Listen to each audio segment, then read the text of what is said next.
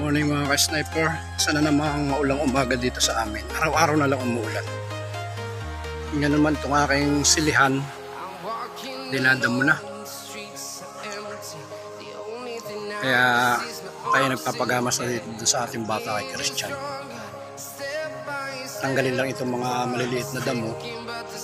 Tapos ay lalagyan ng abono para gumanda ang tubo nito ng mga siling. May siling panigang at siling tingala tawagin dito sa amin. Yan, si Christian na.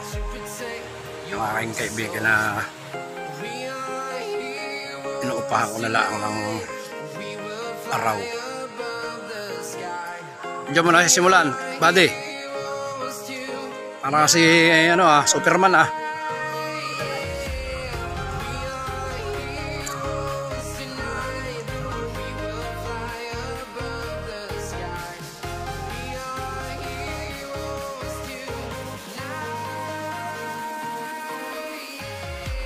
Ayun, ba't malalaki yung nandong sili? Ayun sa dulong yun, Gandang lupa dun,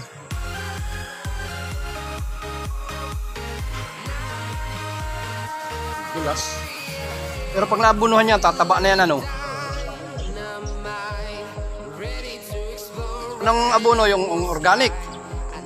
Yung 14. Tatlong 14. Meron pa namang ipot, Naninilaw pati ang dahon ng iba,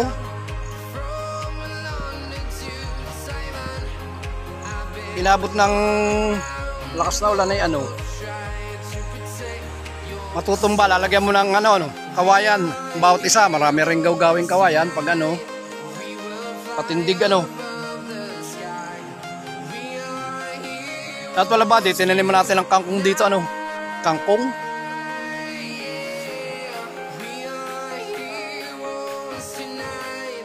Pinatubo din namang ilan dito.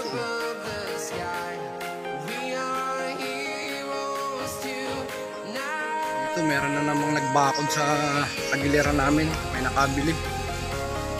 Kaya wala na yung palayan sa aming tagiliran.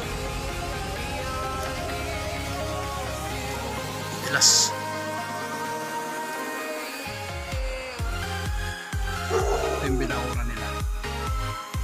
May bagong bakod dito, 300 square meters ito. Bali ay bagong may-ari, gagawin din bahay, lawak siya. Sabi namin nagiging ayos. Kung ito ay nagamas lahat,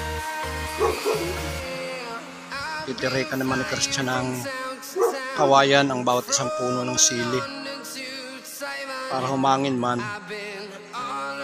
hindi siya matutumba, tapos magiging pinakang base na niya yun hanggang sa kanyang paglaki sa lagyan ng abono.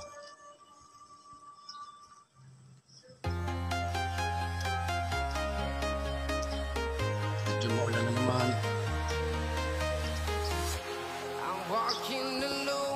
Ay, nasaan ni Christian?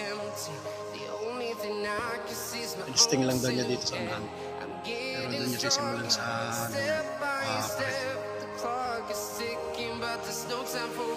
shout out kay Christian Manguera Barnes.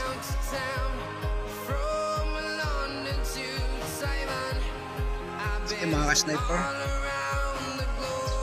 update na lang mamaya pag marami nang nagawa si Christian. Ay, titingnan natin yung ating papaya. Laki na Tanggalin natin ang tuyong dahon. Hoy, mga ilang panahon lang ay aanin na tayo ng papaya dito.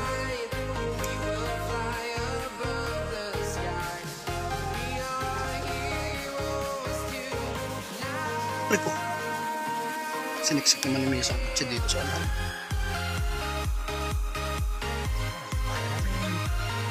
Papaya doon.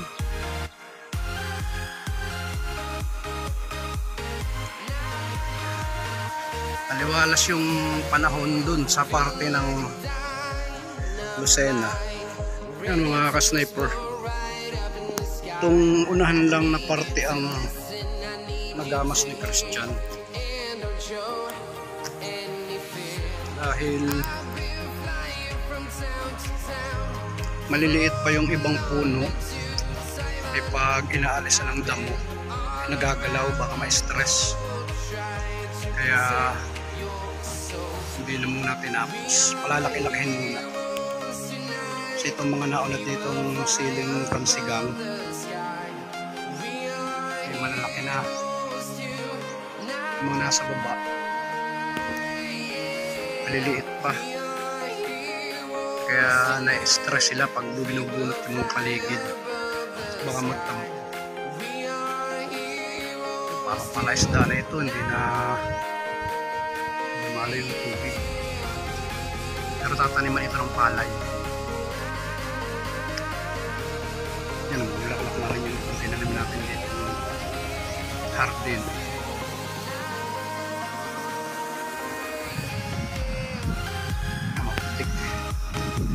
Ang tulad nito mga ka-sniper, hindi na niya pinapos yung padulo. Yung maliliit pa yung ibang ano, hindi nagsabay-sabay ang laki. Yan ang sunod-sunod ng ulan.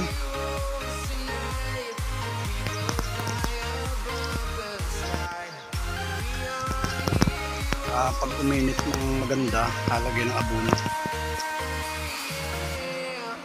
Saka itutuloy ulit yung paggamas para magandang tingnan. Ulan pa rin dito.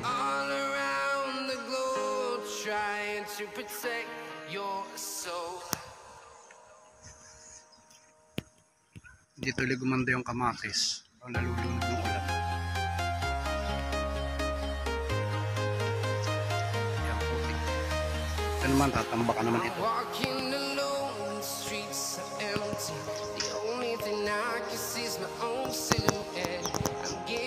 Saka na lang natin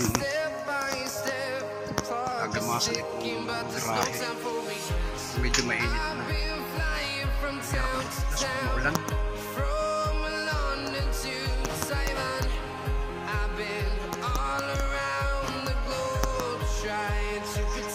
Buti lang, nagawa na ng solusyon yung ating ano dito. Tay, medyo nainit-init na. Oh. Dito lang lagi sa atin maulan.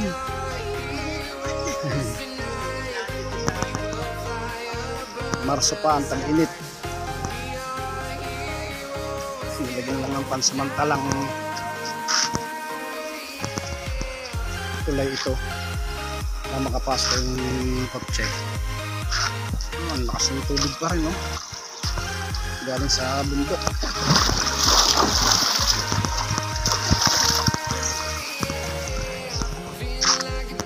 Sige mga ka-sniper, kung bago ka pa lang sa aking channel, don't forget to like, comment, subscribe, at pakihit na rin ng notification bell para updated kayo sa mga bago nating upload.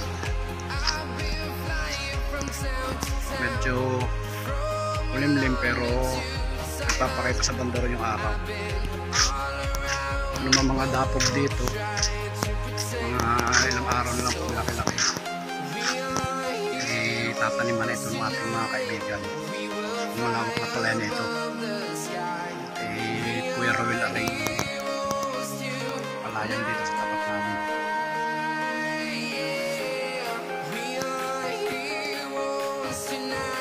Ito naman yung La Veranda Resort sa Manong Gagamas. Sige mga sniper, maraming salamat ulit. Isang batang aray, namamaril na.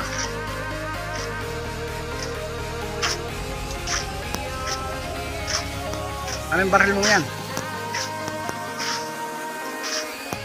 Alam bala. Mga sniper, thank you for watching.